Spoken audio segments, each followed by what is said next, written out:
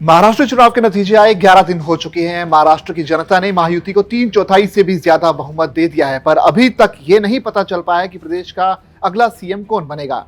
ये बात तो तय हो चुकी है कि मुख्यमंत्री बीजेपी से ही होगा, पर ना तो भाजपा ने सरकार बनाने का दावा पेश किया है और ना ही राज्यपाल ने आमंत्रित किया है। हालांकि माना जा रहा है कि भाजपा देवेंद्र फडणवीस को मुख्यमंत्री बनाने का फैसला कर चुकी है। अभी तक के घटनाक्रम से ऐसा लग रहा है कि महाराष्ट्र में महायुति सरकार के गठन में कार्यवाहक मुख्यमंत्री एकनाथ शिंदे ही सबसे बड़ी बाधा बन रही हैं। अब खबर आ रही है कि एकनाथ शिंदे की तबीयत ज्यादा बिगड़ गई है और उन्हें अस्पताल में भर्ती कराया गया है। वैसे शिंदे को लेकर शुरू हुई ये बहस निराधार भी नहीं है। गृह मंत्री अमित शाह के आवास पर 3 घंटे तक चली मैराथन बैठक के बाद तीनों ही नेता उसी रात मुंबई लौट आए थे। उसके बाद से शिंदे सबको टहला रहे हैं। कभी कहते हैं कि बीमार हैं, फिर अचानक प्रकट होते हैं। अमित शाह और नरेंद्र मोदी में आस्था जताते हैं, बीजेपी के सीएम बनने की बातें करते हैं। फिर बयान किया जाता है कि जनता उन्हें सीएम के रूप में देखना चाहती है।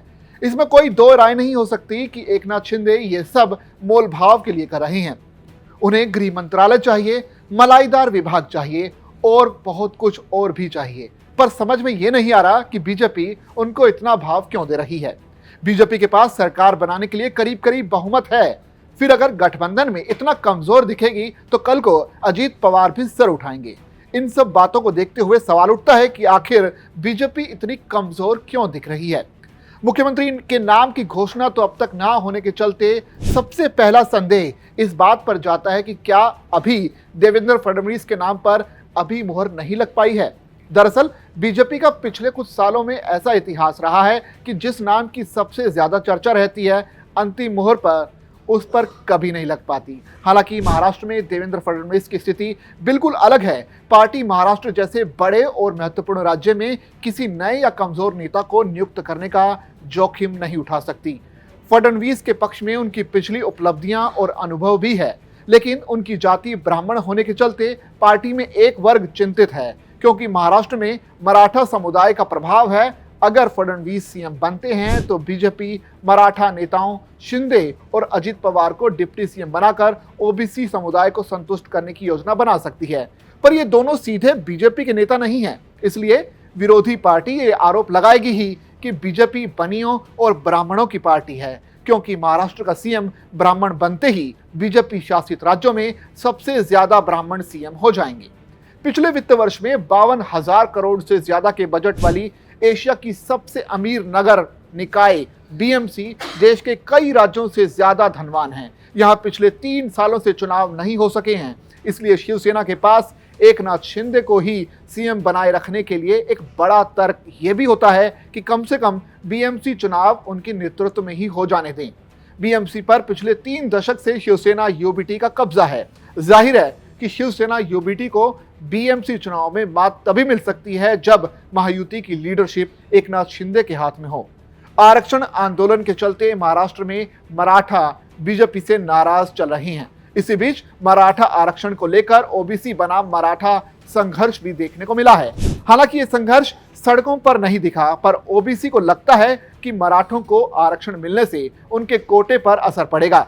राज्य में मराठा बनाम ओबीसी आरक्षण की लड़ाई चल रही थी, तब एकनाथ शिंदे और देवेंद्र फडणवीस ने कमान संभाली। चूंकि महायुति में शिंदे खुद बड़े मराठा चेहरा हैं, उन्होंने विवाद को खत्म करने के लिए प्रयास किए और नतीजे में देखा गया कि मराठा समुदाय ने जमकर महायुति के समर्थन में वोटिंग की।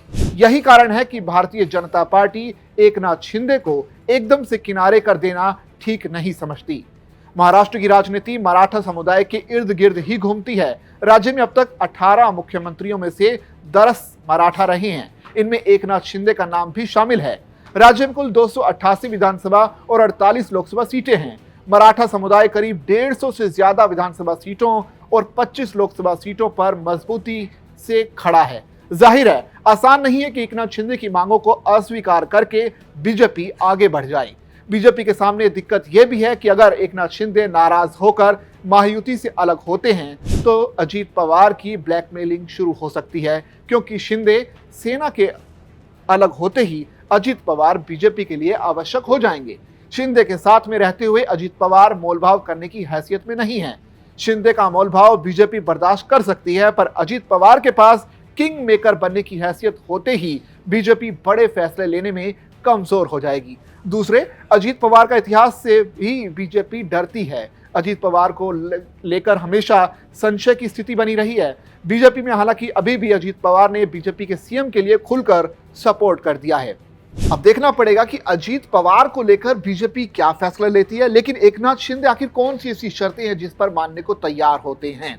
लेकिन अब कल बीजेपी विधायक दल की बैठक होनी है। ऐसे में एकनाथ शिंदे का ऐसे वक्त पर बीमार होना और मंत्रिमंडल बनने से पहले बीमारी कहीं ना कहीं शपथ ग्रहण में रोड़ा तो नहीं अटकाएगी, ये देखना दिलचस्प होगा।